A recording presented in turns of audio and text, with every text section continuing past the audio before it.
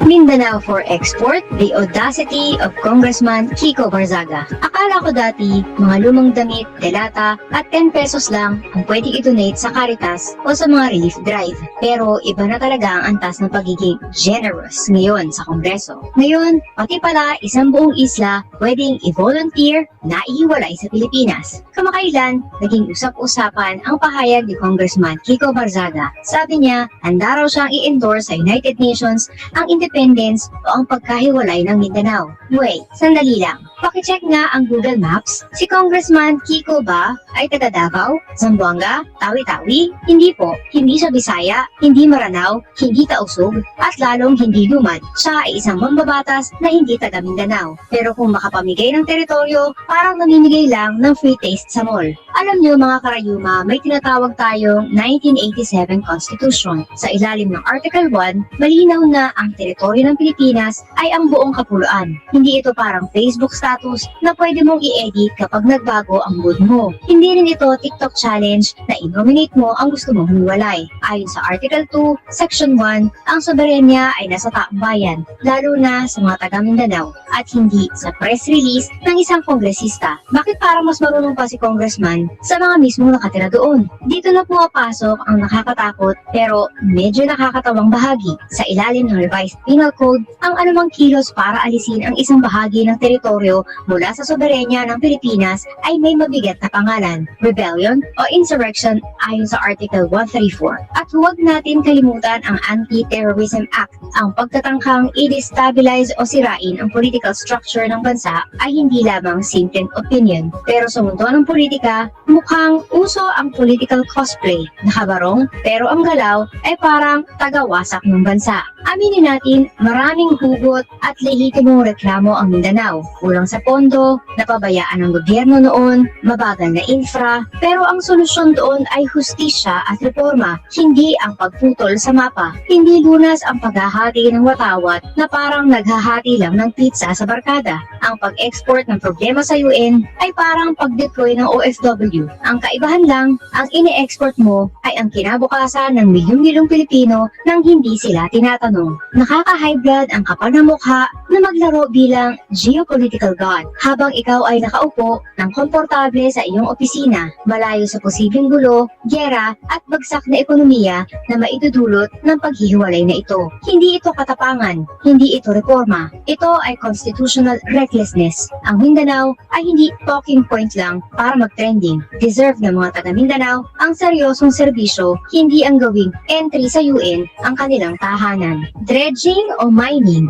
ang laban ng mga taga-Kawayan, Ilocos Sur. Sa payapang bayan ng Kawayan, Ilocos Sur, may isang isyong nagpapainit ngayon sa damdamin ng mga residente. Hindi ito tungkol sa politika ng eleksyon, kundi tungkol sa kanilang kalikasan at kabuhayan. Ano ang pinagmulan ng gulo? Mula pa noong 2024, nagsimula ang isang dredging operation sa Barangay Poro na pinapatakbo ng Isla Verde Mining Corporation. Ang dredging ay ang paghukay sa ilalim ng ilog para alisin ang mga bara gaya ng putik at basura. Ayon sa mga opisyal, ginagawa ito sa Abra River para maiwasan ang malawakang pagbaha sa probinsya. Ngunit para sa mga residente, may misteryong bumabalot dito. Sa halip na linisin lang ang ilog, napapansin nilang ang mga nakukuhang buhangin at mineral ay isinasakay sa mga barko at dinadala sa malalayong lugar, kabilang na ang mga reclamation project sa Manila. Ayon kay Attorney Estelita Cordero, ang legal counsel ng mga residente, naniniwala ang komunidad na hindi ito simpleng paglilinis ng ilog, kundi isang uri ng black sand mining.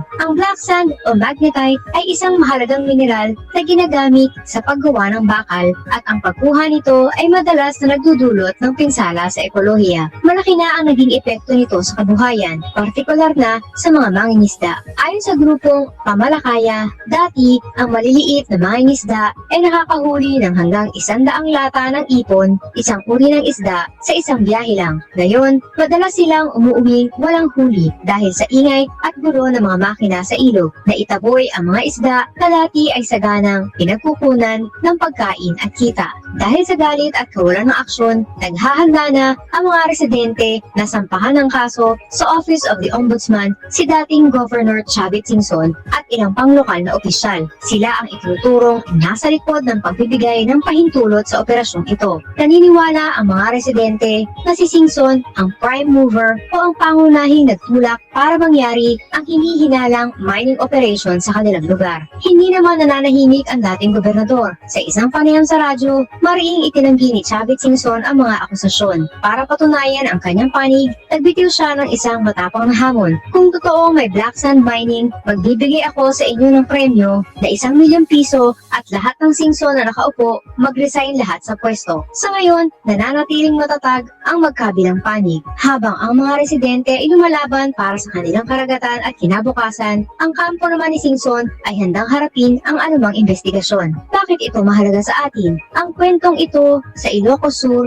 ay paalala na sa likod ng bawat proyektong para sa kaunlaran, dapat ay laging may boses ang mga ordinaryong mamamayan na direktang na ang pagbangon ng arsenal ng Pasipiko. Bakit ang Subic Bay ang bagong shield at sword ng Pilipinas? Sa loob ng ilang dekada, ang Subic Bay ay naging simbolo ng ating kasaysayan. Mula sa pagiging pinakamalaking base militar ng Amerika sa labas ng kanilang bansa hanggang sa pagiging isang tahimik na tourist destination at economic zone. Ngunit ngayon, sa gitna ng tumitinding tensyon sa South China Sea, ang Subic ay muling nagigising. Hindi na lamang ito isang lumang base, ito ay mabilis na nagiging isang modern defense at industrial powerhouse na magbabago sa kapalaran ng ating bansa. Una, ang talyer na magpapalakas sa ating Navy. Noong bumagsak ang Hanjin Shipyard, ilang taon na ang nakalipas, marami ang natakot na baka mabili ito ng mga kumpanyang Chino. Napakalaking panganib nito sa ating seguridad. Ngunit sa isang estratehikong hakbang, pumasok ang Cerberus Capital Management ng Amerika at ang HD Hyundai ng South Korea. Ngayon, ang pasilidad na ito ay tinatawag ng Agila Subic. Bakit ito mahalaga? Dahil dito na isinasagawa ang maintenance, repair at overhaul ng mga barko ng Philippine Navy at maging ng ating mga kaalyado. Isipin nyo, hindi na natin kailangan dalhin ang ating mga barkong pandigma sa ibang bansa para lamang ayusin. Ang kaalaman at teknolohiya ay narito na sa ating lupa na nagbibigay ng trabaho sa libu-libong mga Pilipinong welders, engineers at tekniko. Pangalawa, ang Gigafactory ng bala, ang arsenal ng Pilipinas. Ang pinaka-ambisyosong bahagi ng pagbabagong ito ay ang planong itayo ang mga ammunition Gigafactory. Itinuturing na posibleng maging pinakamalaki sa mundo, ang pabrikang ito ay suportado ng Estados Unidos. Bakit ito kailangan? Sa kasulukuyan, ang Pilipinas ay consumer o mamimili lamang ng mga bala at kagamitang pangdepensa. Pegador, wala kang kawalan.